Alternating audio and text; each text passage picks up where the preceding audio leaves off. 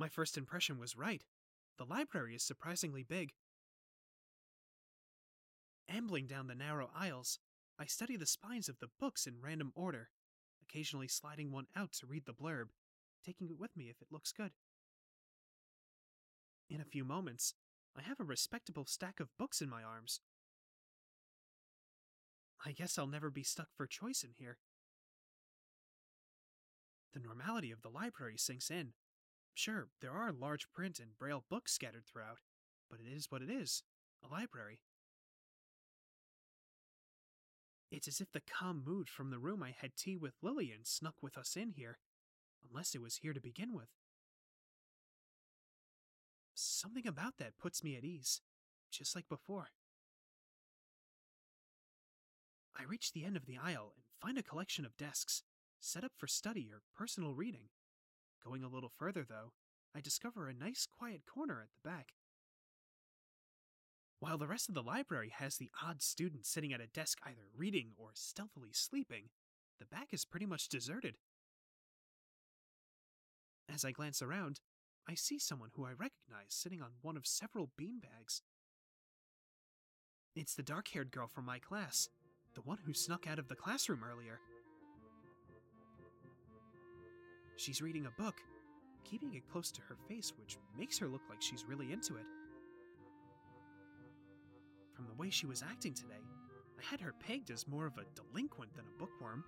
In fact, her mysterious disappearance from the class raises all sorts of whys in my head. Intrigue floats slowly but surely towards the surface, and before I know it, I'm walking towards the mysterious long-haired girl. I guess there's no harm in introducing myself, as I would with anyone else. She's a classmate after all. Walking over to another beanbag, I take a seat and lay my books beside it. The girl starts, looking scaredily up at me from underneath her fringe.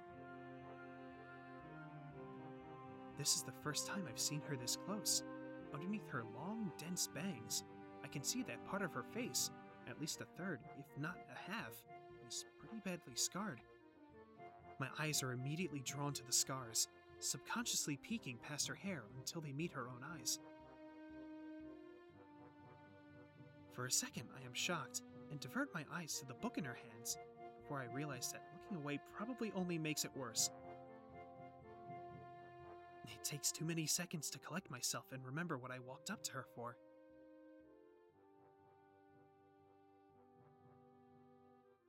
Sorry, I didn't mean to startle you.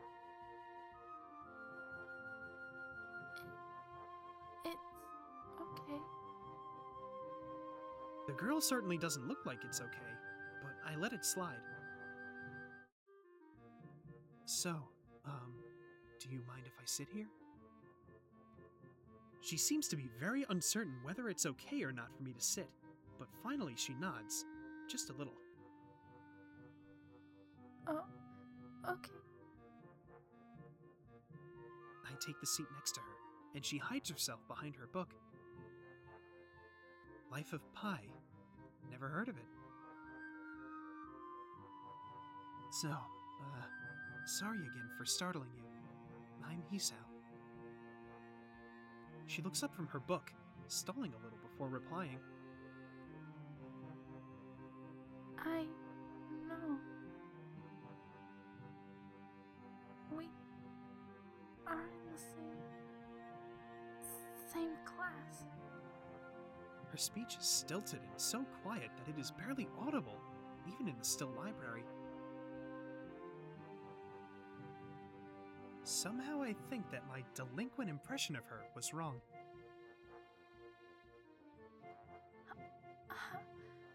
Hanako.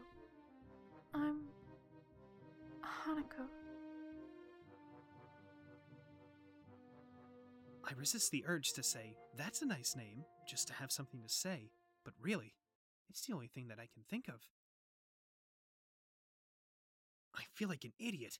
Everyone here must be used to being different to each other, and here I am being all bothered and fussed about that kind of thing. Don't let me interrupt your reading. I'll just check these books if you don't mind. She nods a little, and sighs a little sigh of relief.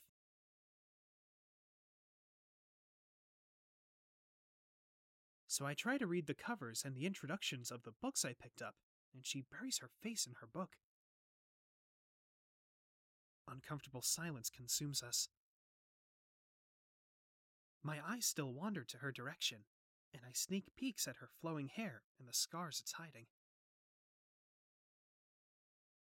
After a while, I realize that she's doing the same, and only pretending to immerse in Life of Pi. Her gaze is not inquisitive at all, though. It darts around like a scared rabbit. When our gazes finally meet, the chain reaction is unstoppable.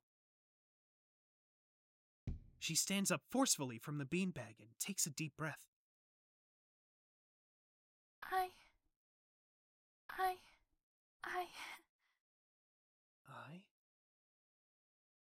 I've gotta go do something!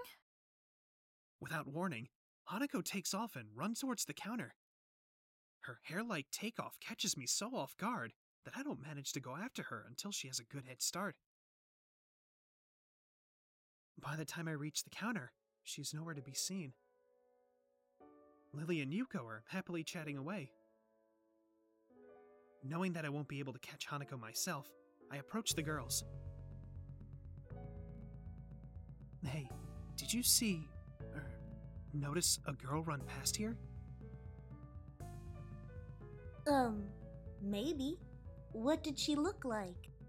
Long, dark hair, kinda shy. She had, well, some scars on her face. You wouldn't be talking about Hanako, would you? Yeah, that's her. I saw her reading and tried to talk to her. I think I scared her off or something. Oh dear. Yuuko, would you excuse me? I had better try and find her. Sure. I'll just hold on to these until you come back. What's going on? I'm sorry, but I'll have to explain it to you some other time. Right. I'll see you later then. Lilly hastily grabs her cane and hurries out of the library, leaving me alone with Yuuko. I don't think I'll ever get the hang of this place. Did I do something wrong? What did you do? Nothing. I was just looking for some books and then she got this fit and ran off.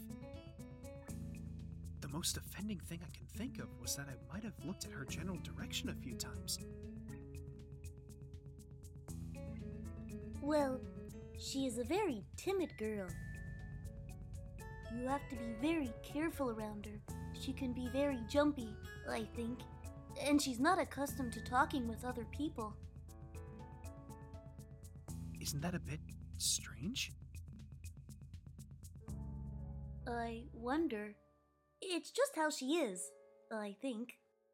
Yuuko doesn't sound all that convincing. Then again, maybe this is just the norm around here. Everyone has their own problems, or else they wouldn't be here. But how should I deal with these people? Forcing myself to act overly casually only makes me feel phony. Like I was supposed to be ignoring the elephant in the room. Yuuko fidgets, looking like she wants to say something to that, but resists it. I think it's an elephant, only if you feel that way. I guess she doesn't have a good sense of self-restraint. It makes me smile, and she blushes heavily. What? Did that sound stupid? No, it sounded really wise. I guess you're right. It's more about me than anyone else. Neither of us has anything to add, so Yuuko fills the silence by shuffling some papers around. People who have papers on their desks really like doing that. Did you find any books? I should be closing soon. This library should be closing.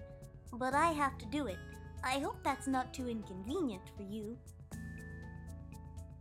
Oh, yeah, I want some books, but I left them over there because... I'll just go get them. I fetched my stack of books from beside the beanbags where Hanako and I were sitting and returned to the counter. Wow, you read a lot, don't you? I surprise myself with that too, honestly. At least, when I really think about it. I had a lot of free time earlier this year, so I just kind of started reading books to fill that time. I couldn't do much else. I see. But she doesn't say anything else, and just checks out my books for me. I guess this is what they call tact.